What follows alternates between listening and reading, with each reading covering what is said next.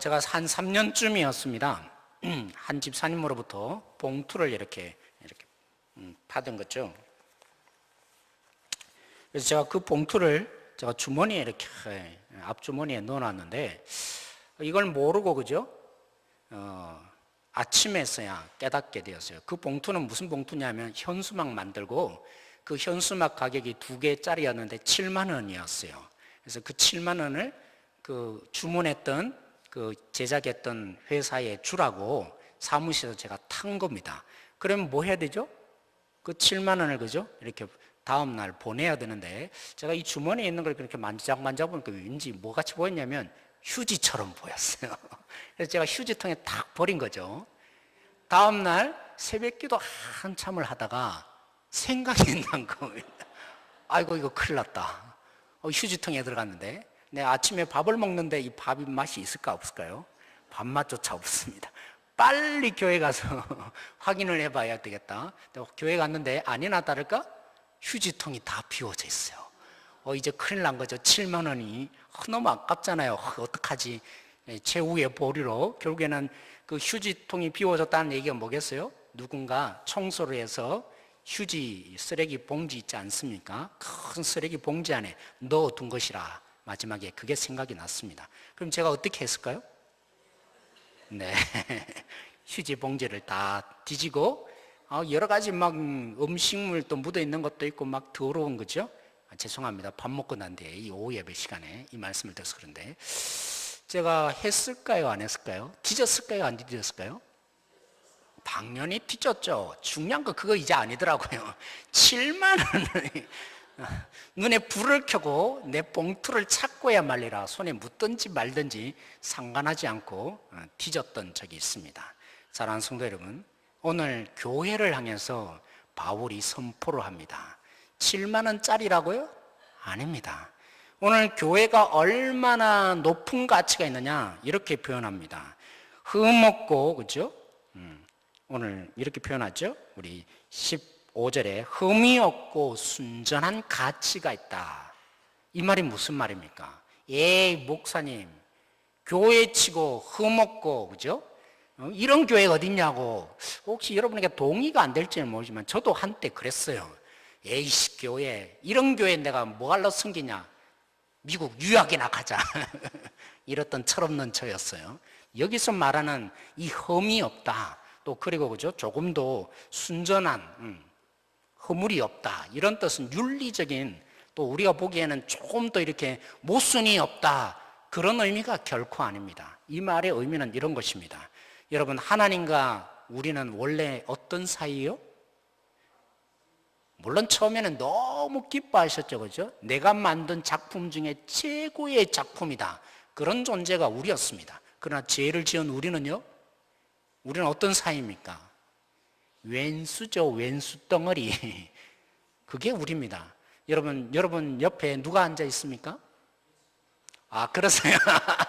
우리 김익균 집사님 왼수 덩어리시군요. 네, 죄송합니다. 그런 의미 결코 아니겠죠? 네. 정말 왼수이면 같이 앉고 싶습니까? 밥 먹다가 체합니다. 그죠? 저는 요즘 조금 섭섭해요. 왜 섭섭하냐면, 저를 너무 부담스러워해서 이렇게 식사 자리에 있으면 이렇게 도망치시더라고요. 저 멀리 가서. 제가 이제 그런 자리가 됐나 싶으면 외로움이 이 가을에 더 깊어지고 있습니다. 농담입니다. 자꾸 왜 농담이 자꾸 나오지? 사랑하는 성도 여러분. 정말 싫은 사람 같이 밥 먹을 수 없는 사이입니다. 하나님과 우리가 어떤 사이요? 왼수입니다. 하나님 우리와 함께 하고 싶겠어요? 함께 할 수 없는 것입니다. 근데 그 하나님이 우리를 원수로 여기지 않고 우리 가운데 함께 하시며 임재하시고 사랑하십니다. 그죠? 그러려면요 구약의 이스라엘에게 어떻게 하셨습니까? 그 죄가 용서되고 하나님이 그들과 함께 하기 위해서 뭘 하셨어요? 요구를 하셨습니다. 물론 하나님이 그렇게 하시기 위해서 그들과 함께 해주시기 위한 하나님의 열망이 있는 겁니다. 헌신을 하라는 뜻이 아니라 하나님이 그들 속에 내려오고 싶은데 원래는 어떤 사이요? 왼수 덩어리니까 함께 할 수 없는 이 자리를 해결하고자 이스라엘 백성들에게 요청한 것이 있습니다. 그게 뭡니까? 흠없고 조금도 순전한 그런 제물을 불살라 하나님께 드리는 것이죠. 그런 가운데 하나님이 그들의 죄를 보는 게 아니라 이 제물을 보고 덮어주십니다. 그리고 그 제물이 불살라 올라가는 속에 하나님이 뭐 하신다고요? 그 코끝으로 표현을 합니다. 쉽게 말하면 하나님이 그 코끝으로 진하게 느껴지는 그 제물의 향기를 맡으시고 기뻐하셔서 그들 가운데 내려온다. 이렇게 성경에 우리 가운데 표현을 하고 있는 것입니다. 이게 뭐라고요? 하나님이 우리의 본질을 보면 도저히 함께 할 수 없는 존재인데 하나님이 그 열망 가운데 함께 하고 싶어 하는데, 그리고 우리를 너무너무 기뻐하시는데 그 제물을 되게 하신 것이 무엇이라고요? 그 제물의 가치가 무엇이라고요? 공동체라는, 교회라는 것입니다. 이 교회라는 것은 어떤 원래의 가치가 있다고요? 하나님이 우리와 함께 할 수 있는 헌신, 하나님의 헌신, 그 제물이 불살라지는 가운데 하나님이 너무나 기뻐서 우리와 결국에는 함께 할 수밖에 없는 가치가 뭐라고요? 교회라는 공동체라고요. 예수님이 십자가에 죽으셔서 결국 우리 가운데 만들어 놓은 부산물인 진정한 제물이라는 가치가 어디에 있다고요? 바로 교회라는 이 공동체라는 것입니다. 그러기에 예수님의 약속을 하신 것이죠. 두세 사람 모인 곳에 어떻게 하신다고요? 내가 그들 중에 있느니라. 한 사람 있을 때도 물론 하나님 함께 하시죠. 예수님이 함께 해주시죠. 그러나 두세 사람, 적어도 공동체를 이루며 함께 모이는 그 교회라는 공동체 속에 하나님이 그 가치를 아시고, 그렇죠? 함께 해주신다, 그렇죠? 더 뚜렷한 하나님의 임재를 주신다, 그렇죠? 그러기에 초대교인들은 이 약속을 붙잡고 예배 때 모일 때마다 하나님, 우리의 공동체가 어떤 공동체입니까? 하나님이 함께 하신다는 공동체 아닙니까? 하나님이 우리 속에 임재하신다는 공동체가 아닙니까? 그러므로 오늘 우리는 믿습니다. 이 예배 가운데 우리의 부족하고 연약하고 모자라는 속에 하나님의 그 잔치로 풍성함으로 채워주는 회복을 주님이 주실 줄 믿습니다. 그렇게 초대교인들은 모일 때마다 기도했던 것입니다. 여러분 잊지 마십시오. 교회라는 것은 원래 어떤 가치가 있다고요? 하나님이 함께 해주시는 가치, 그 속에 너무나 기뻐하여서 희생하였던 예수 그리스도의 십자가의 가치가 있는 존재가 교회라는 가치라고 오늘 바울은 얘기합니다. 두 번째로 또 얘기하죠. 교회는 어떤 가치가 원래 있다고요? 이 어두운 세상 속에, 너무나 빛이 없는 이 세상 속에 빛들로 존재하는 가치를 지는 것이 교회다. 여러분 예전에는 삼포 시대라 그랬죠. 삼포가 뭡니까? 연애도 포기하고 결혼도 포기하고 출산도 포기하는 것이 삼포. 이제 오포 시대를 지났다 그래요. 두 가지를 또 뭘 포기했을까요? 사람 만나는 것도 포기하고 또 한 가지가 있었는데 제가 지금 기억이 안 나네. 그죠? 또 뭐가 있었냐면 집 사는 것도 포기하는 시대, 오포 시대로. 지금은요 7포 시대가 되었다. 7포 시대라 그래요. 뭘 포기했을까요? 또 처음에는 연애도 포기하고 결혼도 포기하고, 그죠? 출산도 포기하더니만 이제 너무 힘드니까 대인관계도 포기하고 그 다음에는 집을 마련하는 것도 포기했는데 두 가지를 더 포기했대요. 뭘 포기했을까요? 희망과 꿈을 포기하는 시대, 절망밖에 없는 시대가 지금 이 시대라고. 그래서 유행하는 말이 7포 시대가 되었다는 말이 있습니다. 이런 시대 가운데 우리가 살아가요. 이 속에 누가 기뻐할 수 있습니까? 누가 절망하지 않고 정말 우리가 행복한 사람이라고, 행복한 성도라고 누가 감히 할 수 있겠습니까? 이런 어두운 시대 가운데 교회라는 빛이 비추어짐으로 하나님이 우리 가운데 주신 이 공동체라는 이 빛들로 말미암아 우리도 행복해지고 뭐요? 세상도 행복해지는 그 가치를 하나님이 우리 가운데 주셨다라고 얘기를 하는 것이죠. 제가 예화를 들려고 했었는데 이 모차르트의, 그죠? 여러분 그냥 넘어갈게요. 이 두 가지를 꼭 기억하십시오. 어떤 가치가 있다고요? 어떤 가치를 하나님이 우리 가운데 주셨다고요? 교회라는, 우리 교회라는 원래의 가치를 기억하십시오. 하나님이 왜 예수님을 죽이시고 그 죽이신 결과 나타난 이 교회라는 공동체를 주셨는가? 그죠? 하나님이 함께 하시기 위해서입니다. 그래서 희생물로 삼으시고 하나님이 너무너무 우리 한 사람 한 사람을 기뻐할 수 있는 그 가치로 하나님이 세우신 것이 교회라는 공동체입니다. 두 번째 뭐라고요? 가면 갈수록 어두워질 텐데, 진리가 무엇인지를 모르는 시대가 되어갈 텐데, 이 속에 빛을 던져주어서 진짜 희망을 보게 하는 가치가 어디에 있다고요? 교회라는 공동체 속에 있다. 그래서 바울이 오늘 이 가치를 먼저 얘기하는 게 아니라 먼저 무엇으로 시작합니까? 오늘 14절 말씀에 당부를 먼저 하는 것으로 시작합니다. 뭐 하지 말라고요? 원망과 시비하지 마십시오. 바울이 그렇게 시작했던 것입니다. 교회 속에 이 가치를 잃어버리는 가장 어려운 부분이 뭐냐면, 가장 우리의 적이 뭐냐면 원망이다. 시시비비를 따지는 것이 결국에는 이 교회됨의 가치를 무너뜨리는 거다. 바울이 그렇게 시작하는 것입니다. 여러분, 이스라엘 백성들이 그죠? 광야로 인도함을 받았지 않았습니까? 그 광야로 인도함을 받았으면, 하나님이 그들을 이끌어 가셨으면 그 광야라는 공동체 완벽해야 될 거 아닙니까? 안 그렇습니까? 부족함이 없어야 되잖아요. 막상 인도함을 받은 그 광야 교회가 어땠습니까? 이스라엘 백성들이 보니까, 하나님, 이게 뭡니까? 왜 우리가 이래야 되는 겁니까? 왜 우리 속에 먹을 것이 없습니까? 왜 하나님은 우리를 여기에 보내서 굶어 죽게 만듭니까? 하나님 앞에 불평을 했잖아요. 바울이 여기에 말하는 것처럼 원망을 하기 시작했잖아요. 그 속에 그들은 잃어버리기 시작했습니다. 마치 오늘 바울이 얘기하는 것처럼 교회라는 공동체의 그 가치를 잃어서는 안 된다. 그러니까 원망과 시비를 하지 말라고 한 것처럼 이들이 원망과 시비를 그죠? 하는 가운데, 하나님 앞에 불평을 하는 가운데, 하나님 왜 우리를 여기에 인도하셨습니까? 어떻게 보면 당연한 거죠.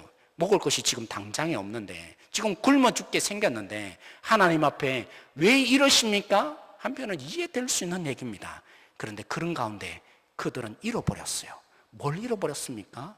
하나님이 애굽에 이끌어 오시기까지 어떤 은혜를 주셨는지, 그들에게 어떻게 하나님께서 강한 능력과 손으로 하나님을 알게 하셨고 10가지 재앙을 퍼붓는 가운데 하나님이 누구이신지를 그들에게 알게 하신 하나님의 은혜, 그죠?